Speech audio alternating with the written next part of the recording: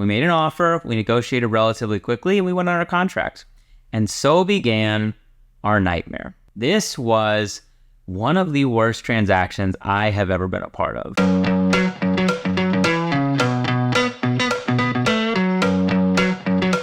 I'm Matt Thomas with Baird & Warner Real Estate, and in today's video, we are going to go through a real client story that shed a lot of light on what it's like to buy a home in 2023, and for many different reasons. Some really positive, some, in my opinion, relatively negative, but we're going to go through them. We're going to talk about the failures and success of a specific buyer journey, hopefully with the intent of sharing some insight for you so that if you're looking for a home right now, or if you're getting prepared to buy a home right now, you can learn from some of the stumbling points that we went through in this process.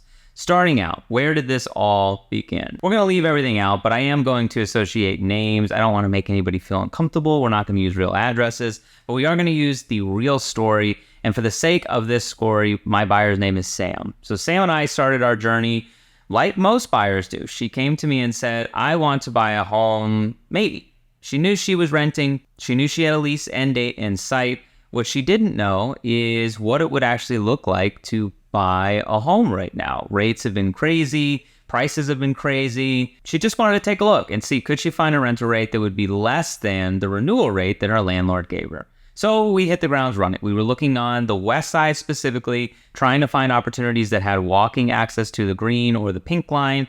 And ultimately, we did. We found our original opportunity. It was over near Garfield Park.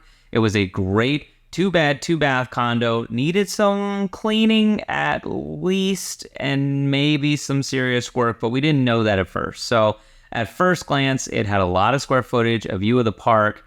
Like I said, a little grimy, a little dirty, but we can forgive that in some opportunities. So we made an offer, we negotiated relatively quickly, and we went on our contract. And so began our nightmare. This was one of the worst transactions I have ever been a part of. And I felt bad for Sam because she doesn't have context. This is her first time through this process, and it was horrible. I don't even know where to begin, frankly, with how bad this process was, but I will choose a couple different key points that I think led to the failure of that deal.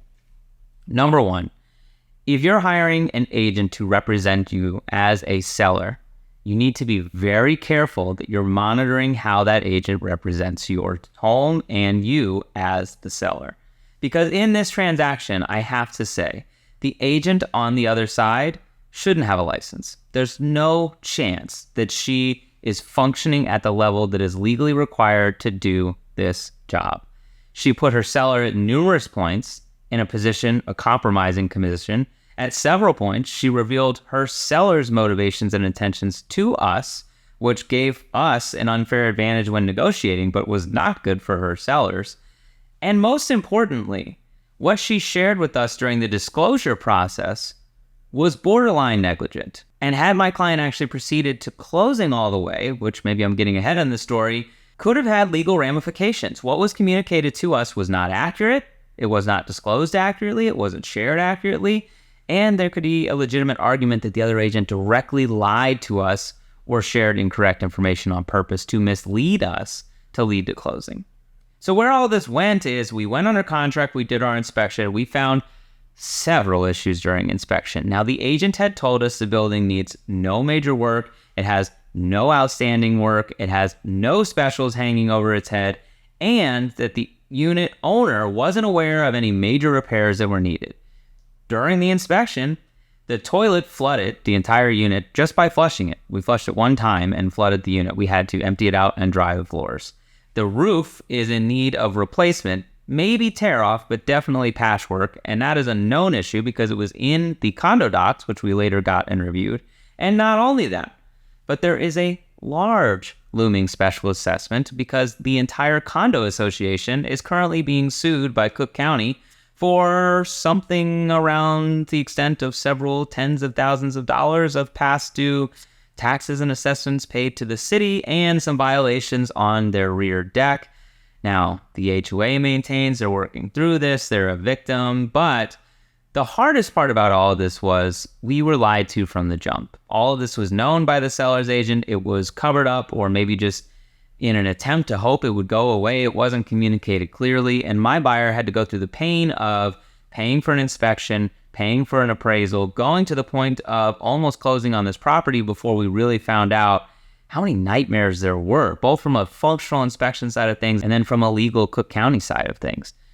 Ultimately, what we had to do here was back out of the deal. So lessons learned, never take anything for face value. Do your own investigating and never trust that the other party is, unfortunately, competent. I mean, let alone that they're telling you the truth. You have to do your own research. You should come into this with an eye of skepticism. I'm not saying everybody's a liar, and I'm not saying that you shouldn't believe people, but don't just blindly believe everything that's told to you in real estate, because in many cases, and in this case in particular, what was shared was not accurate. And had we known the accurate information, we probably wouldn't have made the decisions we made.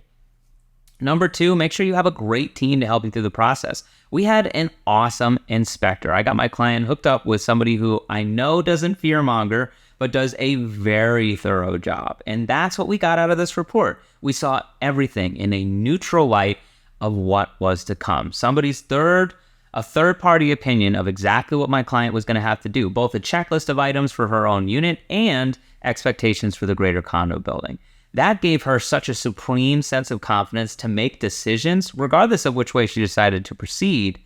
It was invaluable. Having that team takes years to put together as a professional, and clients benefit from that on the other end, but you going into it either need to have strong referrals that you trust or need to find an agent that can connect you with strong referrals, because those referrals serve a very important purpose in the process.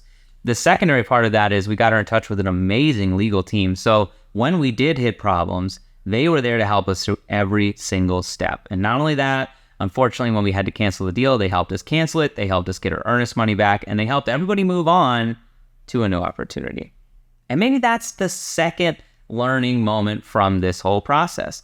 We were so focused, we thought we found the right opportunity. It was looking wonderful until it wasn't, until everything fell apart. And now all of a sudden we were closer to the lease end date. My client had already given her notice she was going to move. She had to scramble to make some decisions, find a friend to live with temporarily, but she didn't let it discourage her. Now she was more focused than ever. She'd already seen that home buying in this market, even with interest rates where they're at, was an affordable possible option. We just happened to find a bad option. So she did not let it shake her confidence. She was so focused on her objectives, and her objectives were to find affordable housing in this marketplace and to stop paying rent if at all possible. So we got back on the search. We didn't get back on the search in a couple weeks. We didn't take a vacation. We didn't take time off. I think the same day we issued our cancellation for that contract, we were seeing another property. It was fast. So fail forward. It doesn't matter what happens in one transaction. You could lose 15 multiple offer situations. You only have to win one. So focus and fail forward, learn from every opportunity, and take that into the next process, which is exactly what we did. We found another opportunity, slightly smaller space, but a much, much better condition and a much more centrally located part of town. We moved 10, 15 blocks east, closer to downtown, closer to work, life, everything that my client does. So this was a great opportunity. We went into it asking more questions than we did the first time, specific questions about fines, believe it or not, with the county. Why would anybody ever ask about that? Who ever gets fined by Cook County? Somebody did, and we found them, so we asked. We asked about insurance claims. We asked about HOA docs. We got as much information as we could up front, and not only did we request it, which we do in every transaction, we were adamant about it in this case. And we shared with the seller that we had gone through a really nasty experience. And the reason we were adamant about getting these docs is my client had already spent hundreds of dollars on inspection and appraisal for a property she didn't buy. She didn't want to do it again. And thankfully, we found a seller who worked with us and was transparent and did share information. And we found an agent who was not only competent, but excelled at her job and helped us accomplish our goal of investigating the building so that we could make a strong offer. During the process of this all happening, multiple offers worked their way in, and we did end up competing again in a multiple offer situation. My client won. The reason she won is she knew how much she wanted this opportunity. She focused on the value, comparative value in this case, compared to the opportunity she just left, and she was very clear with the sellers about her intention from day one. I think sometimes it's misconstrued that a buyer asking questions will be difficult to deal with, but in this case, our investigative approach actually made the seller feel more confident that we were serious. We wanted to know so much up front that going under contract didn't leave much to uncover. They weren't nervous that we were going to back out when we saw the condo docs. We saw them before we made the offer. So what the seller actually did by providing so much for us to review up front is they made it easier to work with us. It made it easier to trust us because my buyer was serious. My buyer had already reviewed everything short of an inspection, and we were ready to go. So what did we learn through all of this? You really have to persevere in this home buying market. It's difficult. You're going to have losses. Sam lost on opportunities before we went under contract on the first one. She had to go through multiple buying opportunities before we found the opportunity she ultimately closed on. There were several points where she could have stopped, where she could have gotten discouraged, where it was difficult and expensive and could have forced her out of the market. And she didn't let that stop her from accomplishing her goals. And that is really what 2023 is about, persevering in a difficult market. So if you're getting in the home buying market right now, take it from me, take it with a grain of salt. It's going to suck a little bit. It's not a fun market to operate in. There are multiple offers. There are not a lot of homes to look at. And many of the homes that are on market are in a deteriorating state or have some problems that you're going to have to take on as new owners. So just be prepared. Don't let it discourage you. Focus and fail forward and take every opportunity as a learning moment on the path to finding the right home for you. There are plenty of options out there for people who are diligent with their search and focus on finding them. And there's still plenty of success to be had for those people that need to move right now. If you need help through this process, if finding a home in the crazy environment that exists right now sounds too stressful, please schedule time to sit down with my team. We'll come up with a strategy for you that makes sense and a timeline that makes sense to deploy it. And we'll make sure that you're successful on your own terms. Thankfully, Sam persevered. She is now happily living in her new condo and a proud Chicago homeowner. That can be your story too. If I can help facilitate your journey in any way, I'd love to do it. Please don't hesitate to reach out.